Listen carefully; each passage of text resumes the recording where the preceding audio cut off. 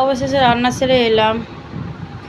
রান্নার এমনি কিছু করিনি সেরম, শুধু ভেন্ডি আলুর তরকারি, নিম পাতা, আলু সিদ্ধ দিয়ে নিম পাতা মাখা। আমার বাবা প্রচুর খাইছে ছোটো থেকে, খেয়ে খেয়ে মানে ওটা খুব ভালো লাগে খেতে, আমার খুব প্রিয় খাবার।